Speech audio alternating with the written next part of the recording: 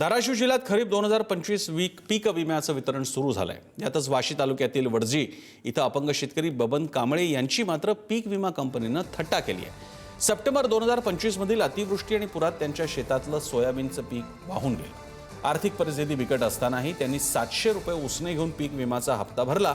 मात्र आता त्यांच्या खात्यावर विमा म्हणून जमा झाले आहेत अवघे 211 रुपये। भरलेल्या प्रीमियमपेक्षाही कमी भरपाई मिळाल्यानं हे दाम्पत्य हतबल झालंय। पुरात वर्ष सगळं सर्वस्व गमावल्यानंतर पीक विमा कंपनीनं 211 रुपये देऊन थट्टा उडवली अशी खंत या कुटुंबियांनी व्यक्त केली।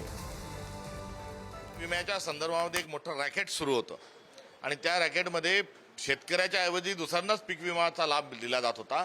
त्याच सगळ्या लोकांवर चौकशी करण्याची आवश्यकता असताना त्या मूळ मुद्द्याला बगल देऊन त्याचं ते प्रारूप आणि स्वरूप बदललं गेलं। त्याचे चटके ही सर्वसामान्य शेतकऱ्यांनाही लागत आहेत। दुसरीकडे कर्जमाफीचं नाटक हे सरकार करत आहे। त्यामुळे अंधेरी नगरी चौपट राजा असं जर वर्णन या सरकारचं केलं तर चुकीचं ठरणार नाही। पीक विम्यामध्ये गतकाळामधला मोठा भ्रष्टाचार हा लपवण्याकरता पीक विमा योजनेचं स्वरूप बदलणं आणि त्यावर चर्चा होऊ न देणं अशा स्वरूपाचं कारस्थान एक सरकारच्या माध्यमातून राबवलं जात आहे। सचिन जिरे अधिक माहिती देत आहेत। सचिन, पीक विमा आणि नंतर नुकसान भरपाई हा सदैव वादग्रस्त विषय राहिलेला आहे। जेव्हा खरी गरज आहे तेव्हा जर का आपल्याला प्रीमियमपेक्षाही कमी रक्कम मिळणार असेल तर ती थट्टा नाही तर काय म्हणायचं?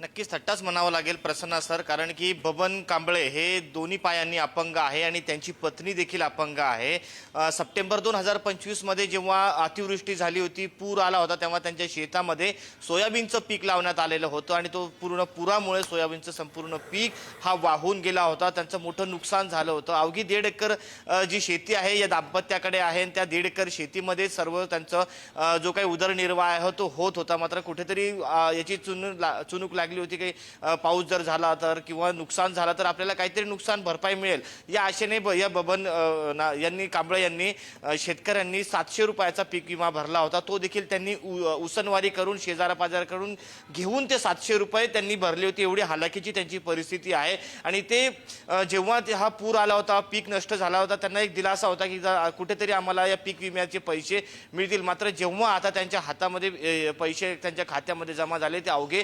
211 रुपये एवढेच जमा झाले। त्यानंतर ते पाहून त्यांच्या पायाखालची जमीन सरकलेली, कारण की आता या 211 रुपये ते करणार तरी काय? आतापर्यंत त्यांच्यावरती मोठ्या प्रमाणात कर्ज झालेलं आहे। त्याचबरोबर खाजगी कर्ज असेल, इतर कर्ज असेल, घराचं गाडा असं चालवायचा कसा, असा एक प्रश्न त्यांच्या समोर आहे। हा प्रकार फक्त एकट्या कांबळे यांच्यासोबत झालेला नसून महाराष्ट्रातल्या अनेक जे शेतकरी आहेत त्यांच्यासोबत असा प्रकार घडलेला आहे। त्यामुळे कुठेतरी आता या पीक विम्यांच्या ज्या मिळणारा जो लाभ आहे त्याच्यावरच आता प्रश्नचिन्ह उपस्थित केला जातोय। धन्यवाद सचिन। आपण अपेक्षा करूयात की या प्रकरणाकडे राज्य शासन आणि प्रशासनाचे लक्ष वेधलं जाईल।